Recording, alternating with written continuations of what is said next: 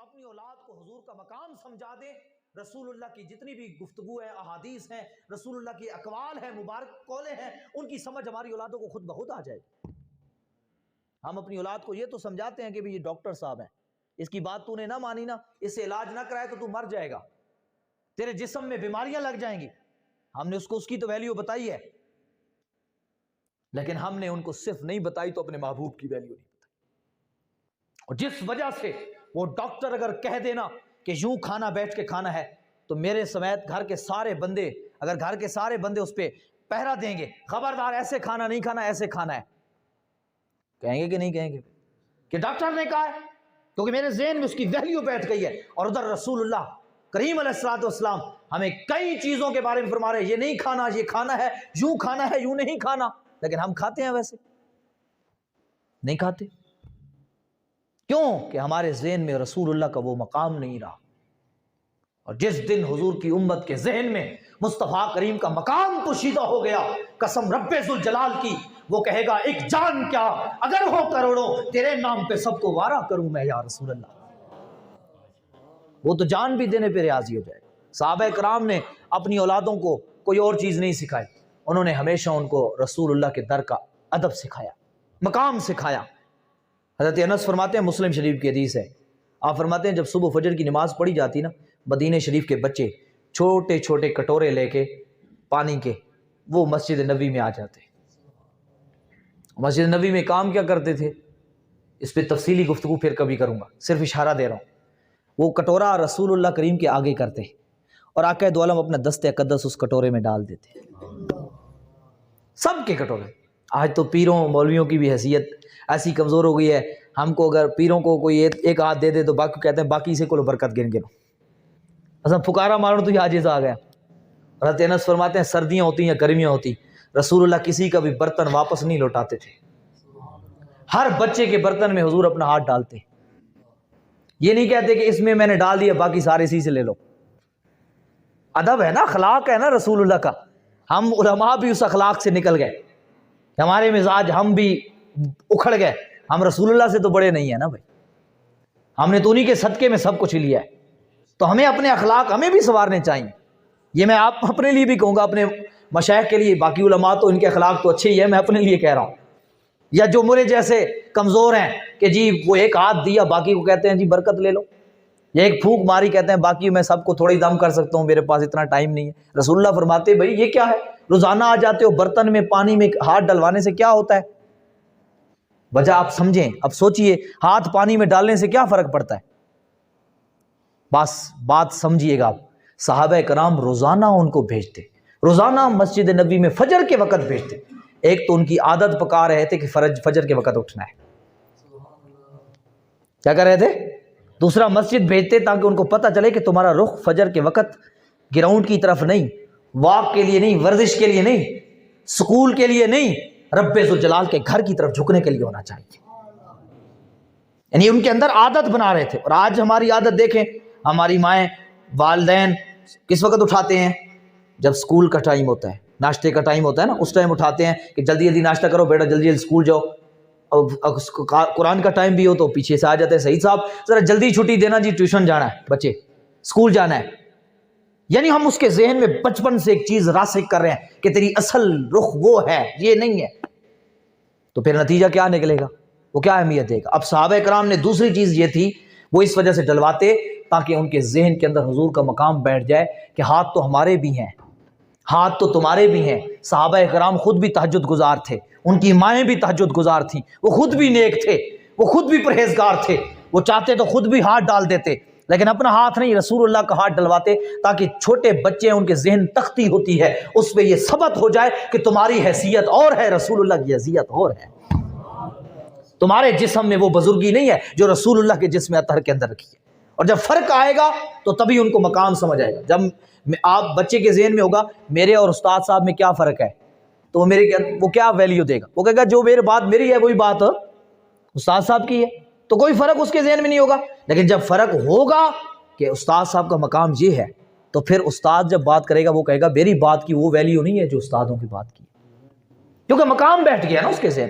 تو میں گفتگو سمیٹتا ہوں اور یہ عرض کرنا چاہتا ہوں کہ یہاں پر ہم نے یہ بات اپنے ذہن کے اندر بٹھانی ہے، راسخ کرنی ہے کہ ہمیں وہ ہزاروں سال کا اگر ثواب لینا ہے نا تو ہم نے اپنی اولادوں کو مدینے کے تاجدار کے قدموں میں ڈالنا ہوگا، یعنی حضور کی شریعت اور اس کنیکشن اس کے ساتھ جوڑ کے جانا ہوگا، وہ تعلق قائم کرنا ہوگا۔ اور پھر رسول اللہ کا مقام، جو ہی مقام ان کے ذہن میں بیٹھے گا نا پھر وہ رسول اللہ کی زندگی پڑھے گا، جب پڑھے گا زندگی پڑھے گا تو اس میں جگہ جگہ آئے گا کہ والدین قل لہما قولا کریما، کہ والدین کے سامنے جب تو جانا تو تیرا اگر بلڈ پریشر کا مریض ہے، بعض ہوتے ہیں نا تو ان کو بلڈ پریشر کے مریض ہوتے ہیں تو ان کو پتہ نہیں چلتا کہ میں کیا کر رہا ہوں، یا کوئی پریشانی ہوتی ہے، بعض کو ڈپریشن کا شکار ہوتا ہے تو اس کو بھی پتہ نہیں چلتا کہ میں اونچا بول رہا ہوں نیچا بول رہا ہوں، تو رب فرماتا ہے قل لہما قولا کریما، والدین کے سامنے جب بھی آنا ہے تو اکھڑا لہجے میں نہیں، اونچے لہجے میں نہیں، نرم لہجے میں گفتگو کرنی ہے۔ قل لہما، ان سے جب بھی بات کر تو کیسے کر؟ نرم لہجے میں، کبھی اکھرنڈے لہجے میں بات کر لی تو تیرا سب سرمایہ نہ چلا جائے، لیکن اس کو قرآن کی بولی تب سمجھ آئے گی جب وہ قرآن کو سمجھتا ہوگا نا، جب کسیب قرآن کی اس کے ذہن میں کیا ہوگی، وقت ہوگی تو تبھی اس کو سمجھ آئے گی کہ نرم بات کرنی ہے۔ جیسے ڈاکٹر کی بات تب سمجھتا ہے جب ڈاکٹر کی اہمیت سمجھتا ہے، تبھی وہ دوائی اس کے حساب سے لیتا ہے، میں کہتا بھی نہیں لے گا، اس کی بھی لیتا ہے۔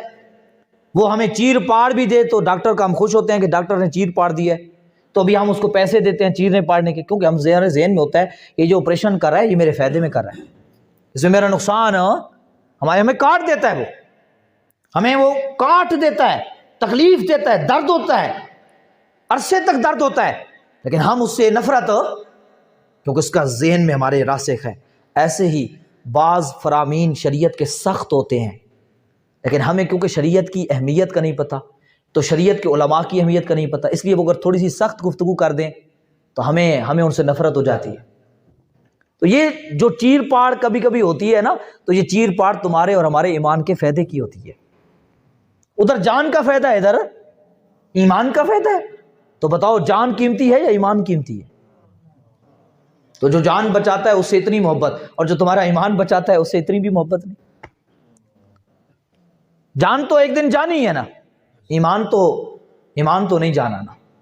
ایمان اگر قائم رہا تو ہمارا ایمان ہے رسول اللہ کی رحمت کے صدقے، حضور کریم علیہ الصلوۃ والسلام کی شفاعت کے صدقے رب ذوالجلال جنت عطا فرمائے گا۔ ایمان باقی ہوگا تو نا۔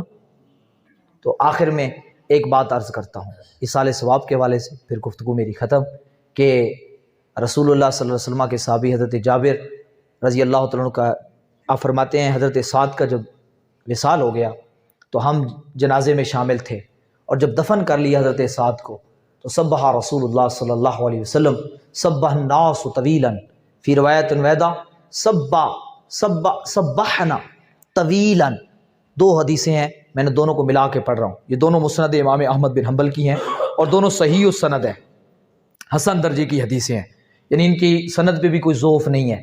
آپ فرماتے ہیں حضرت سعد کو جب دفن کر لیا گیا تو دفن کرنے کے بعد رسول اللہ نے اونچی آواز میں کہا سبحان اللہ۔ کیا کہا؟ ایک بار ذرا اونچی آواز میں کہتے ہیں رسول اللہ نے ایک بار کہا نا، آپ فرماتے ہیں جتنے بھی حضور کے صحابہ کھڑے تھے سرکار نے ان کو یہ نہیں فرمایا کہ تم بھی پڑھو، بس حضور نے بولا تو رسول اللہ کے سارے صحابہ سبحان اللہ سبحان اللہ سبحان اللہ سبحان اللہ، مطلب طویلا لمبی دیر تک سبحان اللہ ہی کرتے رہے۔ حضور صلی اللہ علیہ وسلم نے فرمایا نہیں کہ تم بھی پڑھو، بس سرکار کو دیکھا کہ سرکار کے منہ سے نکلا ہے تو وہ پڑھنے لگے، اور دیر تک پڑھتے رہے، طویلاً کے لفظ ہے، دیر تک۔ کبر رسول اللہ، فرماتے دیر تک ہم سبحان اللہ کہتے رہے تو اچانک حضور کریم نے فرمایا اللہ اکبر۔ کیا فرمایا؟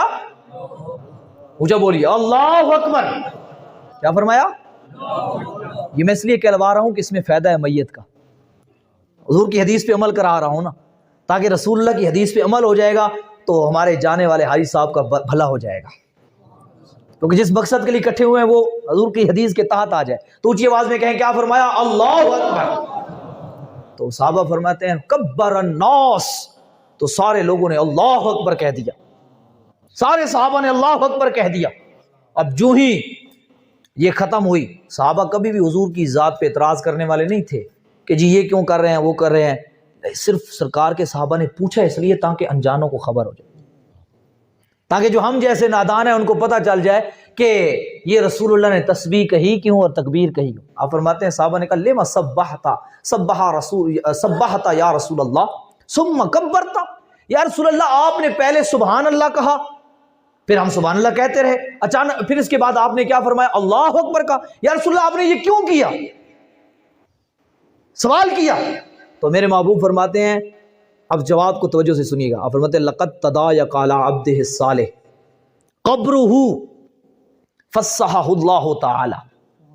حضور کریم علیہ الصلوۃ والسلام فرماتے ہیں جب آپ نے اپنے اس بھائی کو دفن کیا تو فرمایا اس اللہ کے نیک بندے پہ قبر تنگ ہو گئی۔ لفظوں پہ غور کیجئے گا، کیا فرمایا؟ اللہ کے اس نیک بندے پہ قبر، فرمایا جب ہم نے تسبیح اور تکبیر کہی تو فرمایا اللہ نے اس کی قبر کو وسعت عطا فرما دی، کھل گئی اس کی قبر۔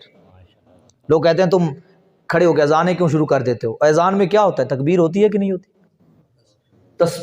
تکبیر تحلیل ہوتی ہے کہ نہیں ہوتی؟ تو ہم اس لیے پڑھتے ہیں کہ حضور نے پڑھی ہے قبر پہ کھڑے ہو، سارے صحابہ نے پڑھی ہے۔ لیکن ابھی میرا ایک ضرور یہاں پہ سوال واضح کروں گا کہ کہیں پہ رسول اللہ کی ذات کھڑی ہو تو قبر تنگ ہو جائے، یہ کوئی بات ماننے کی ہے؟ جس کو حضور خود دفن کریں اس کی قبر کیسے تنگ ہو سکتی ہے؟ اور نیک بندہ بھی ہو تو اس کی قبر کیسے تنگ ہو؟ اور پھر ہو بھی رسول اللہ کا صحابی، رسول اللہ برف سے رفیس موجود ہے تو تنگ کیسے ہو گئی قبر؟ تو یاد رکھیے حدیث اگر علماء کے بغیر پڑھیں گے تو کیا ہو جائے گا؟ بھٹک جائیں گے، پھر انسان غلط عقیدے رکھ بیٹھتا ہے اس کو، کیونکہ حدیث کے اصول ہیں، بہت ساری چیزیں ہیں، ایک حدیث کی دوسری حدیث وضاحت کرتی ہے، اس حدیث کی دوسری حدیث وضاحت کرتی ہے کہ رسول اللہ نے فرمایا جب بھی کسی بندے کو دفن کر دیا جائے تو قبر اس کو دباتی ہے، قبر اس کو، لیکن فرق ہے جو اللہ کا نیک بندہ ہوتا ہے نا اس کو اس طرح دباتی ہے جس طرح ماں بچے کو گود میں لے کے دباتی ہے، اور برے کو اس طرح دباتی ہے کہ اس کی ایک ہڈی دوسری ہڈی میں پیوست ہو جاتی ہے، اللہ معاف فرمائے، اس طرح ہو جاتا، دباتی دونوں کو ہے۔ اب دبانے سے مطلب کیا ہے؟ تنگ ہوتی ہے، دبانے کا مطلب کیا ہے؟ کلوز ہوتی ہے۔ جب کلوز ہوتی ہے لیکن اس پہ محبت میں کلوز ہوتی ہے، اس پہ غضب میں کلوز ہوتی ہے۔ جیسے کوئی بندہ ملتا ہے، ماں اپنے بچے کو گلے میں لے کے دباتی ہے، یا بھائی ہوتا ہے محبت ہوتا ہے، دوست ہوتا ہے تو اس کو محبت سے، لیکن جب دبائے نا محبت سے تو کبھی تگڑا آدمی ہو تو ذرا دبا دے، تو محبت سے بھی دبائے تو بندے کی ایک مرتبہ تو پریشانی بنتی ہے کہ نہیں بنتی؟ تو رسول اللہ نے فرمایا لقد تضايق على عبده الصالح قبره، حضرت معاذ کو قبر نے جب دبایا مطلب محبت سے دبایا نا، پیار سے دبایا نا، تو حضرت سعد ہو گئے پریشان کیونکہ محبت ہوئی نا۔ تو فرماتے ہیں ہم نے تسبیح شروع کر دی کہ حضرت سعد کو تسکین ہو کہ ہم کھڑے ہیں، ہمارے کھڑے ہوتے ہوئے قبر غضب سے نہیں دبا رہی، محبت سے دبا رہی ہے۔ فرمایا جب محبت اس نے کر لی تو فرمایا فصحح اللہ تعالی، اللہ نے تا حد نگاہ قبر کو وسیع فرما دیا۔ فرمایا تو یہ حضور کریم علیہ الصلوۃ والسلام ہمیں خود سمجھا گئے کہ تسبیحیں اور تکبیریں جو ہیں وہ میری اور میرے صحابہ کی سنت ہے، یہ اگر تم کرو گے تو اللہ تبارک و تعالیٰ اس پہ قبر کو وسعت عطا فرما دے گا۔ محبت میں بھی قبر نے دبایا تو اس محبت بھری دبانے کے بعد وہ اس سے پیار میں اور زیادہ کھول دے گی۔ تو ہمیں اب یہ سمت طے کر کے جانی ہے کہ ہم آج سے اس محفل سے یہ بات لے کے جائیں، ہم نے اپنے حاجی صاحب کے یہ سال ثواب کا ذریعہ بن جائے گا کہ ہم یہ سوچ لے کے جانی ہے کہ ہم نے اپنی اولادوں کو جو ڈگر دکھانی ہے، جو رستہ دکھانا ہے، وہ رسول اللہ کی شریعت کا دکھانا ہے۔ پھر وہ دنیا کے کام بھی کرے، میں یہ نہیں کہہ رہا کہ دنیا نہ کرے، دنیا کرے لیکن حضور کی شریعت کے مطابق کرے، تو پھر وہ کام کرتی رہے گی تو ثواب ملتا رہے گا، وہ کیونکہ شریعت کے مطابق کر رہی ہے اور اس کا ثواب آپ کی قبر تک پہنچتا رہے گا۔ تو پھر آنے والی نسل کو وہ سکھائے گا، آنے والی نسل کو وہ سکھائے گا، آنے والی نسل کو وہ، تو اس طرح آپ اور ہم اگر ہزاروں سال بھی قبروں میں پڑے رہیں گے تو رب کی رحمت بن کے ہمارے اوپر وہ اللہ کی جو انعامات ہیں وہ برستے رہیں گے ہمارے اوپر۔ لیکن اگر ہم نے کنیکشن توڑ دیا تو پھر یہاں تو اتنی سی زندگی ہے، اور اتنی سی زندگی میں تو 10-12 سال تو ہمارے اسکول پڑھتے پڑھتے اور فضولیات میں ادھر ادھر بچے ہونے میں گزر جاتے ہیں، تو وہ تو اللہ نے شریعت بھی نہیں رکھی ہمارے اوپر جب تک بالغ نہیں ہوئے۔ اس کے بعد پھر نوکری کی تلاش میں بندہ سرگرداں رہتا ہے تو کسی چیز کی فکر ہی نہیں ہوتی، نوکری مل جائے تو پھر شادی کے چکر میں ہوتا ہے، شادی ہو جائے تو پھر اولاد کے چکر میں ہوتا ہے، تو اتنے تک اللہ کرتا ہے کہ اسرائیل علیہ السلام آ جاتے ہیں کہ آ جاؤ واپس آ جاؤ، تمہارا وقت بھی پورا ہو گیا ہے۔ حقیقت ہے یہی کچھ انسان کی زندگی ہے. اور یہاں ہم بھی یہ کر کے جائیں اور پیچھے کوئی ایسی چھوڑ کے بھی نہ جائیں جو ہمارے پیچھے کچھ بھیجے, تو دونوں ہی ہم خسارے میں چلے گئے نا, گھاٹے میں چلے گئے. تو گھاٹا کر کے نہیں جانا. عقل مند وہی ہے جو اپنا نفع سوچ کے جاتا ہے. عقل مند وہی ہے نا جو گھاٹے کا سودا نہ کر کے جائے بلکہ کون سا جائے, نفع والا سودا کر کے جائے. تو سودا نفع والا کرنا ہے یا گھاٹے والا کرنا ہے؟ نفع والا کرنا ہے. تو عقل مندی کا مظاہرہ کرنا ہے, اپنی اولادوں کو رسول اللہ کے دین سے جوڑیں, شریعت سکھائیں, دنیا پڑھیں وہ دنیا, لیکن ان کے خمیر کے اندر, ان کی گھٹی میں, ان کی بیس میں رب کا قرآن اور مصطفیٰ کی شریعت ڈالو, تاکہ ان کو پتہ ہو جہاں کہ وہ جدھر بھی رہیں آپ کے لیے نجات کا ذریعہ بنے رہیں. آپ کا یہاں پہ ماشاءاللہ ادارہ بھی قائم ہے, قبلہ سعید صاحب, عبدالکریم صاحب کا بھی ادھر قرب جوار میں ہے, آپ کے یہاں درس نظامی کا بھی ہے, سارے شعبے ہیں. آپ کو تو اللہ نے گھر میں سعادت دے دی ہے, تو یہاں آپ ان سے خالی, میں یہ نہیں کہوں گا کہ آپ ان کو قرآن پڑھائیں, بلکہ یہاں ان کو رسول اللہ کی شریعت بھی پڑھائیں. جیسے آپ ٹیوشن پڑھا اسکول بھیجتے ہو تو ساتھ ٹیوشن بھی بھیجتے ہو, بس لبدے ہو کہ کوئی چنگا انگلش دا ماسٹر ہوئے, چنگا ریاضی دا ماسٹر ہوئے, تو اسے کو بھیج دے ہو نا. تو پھر ساتھ ساتھ کیوں آپ زیادہ سے چاہتے ہو کہ زیادہ سے زیادہ اچھے طریقے سے آئے. تو اسی طریقے سے اس کے لیے یہ بھی سوچو کہ اس کو جب وہ بالغ ہو تو اس کو پتہ ہو کہ غسل کیسے کرنا ہے, اس کو پتہ ہو کہ میں نے بیوی کو اگر طلاق دینی ہے تو کیسے دینی ہے, اس کو پتہ ہو کہ میں نے نکاح کیا ہے تو بیوی کے حقوق کیا ہیں, اس کو پتہ ہو بیوی کو بچی ہے تو اس کو پتہ ہو کہ میرے شوہر کے میرے اوپر کتنے حقوق ہیں, میرے والد کے کتنے حقوق ہیں, میرے سارے سسٹم. میں آپ کو ایمان سے کہتا ہوں معاشرہ سارا ٹھیک ہو جائے گا, صرف ایک چیز ٹھیک ہو جائے, ہم ٹھیک ہو جائے, ہمارا انداز تربیت ٹھیک ہو جائے, ہمارے گھر کا نظام ٹھیک ہو جائے, تو معاشرہ خود بخود ٹھیک ہو جائے گا. کیونکہ معاشرہ ہم سے جنریٹ ہوتا ہے, ہم سے کریٹ ہوتا ہے, ہم اس کو بناتے ہیں. ہم اگر سیدھے ہو جائیں گے, ہماری بچیاں بچوں کی تربیت سیکھ, تو آنے والا جتنا بھی نظام ہوگا اس میں آپ کو طلاق نظر نہیں آئے گی, اس میں آپ کو گھریلو جھگڑا نظر نہیں آئے گا, اس میں آپ کو ہر طرف رونق ہی رونق نظر آئے گی. اللہ تعالیٰ ہم سب کو عمل صالح کی توفیق عطا فرمائے. الحمدللہ رب العالمین.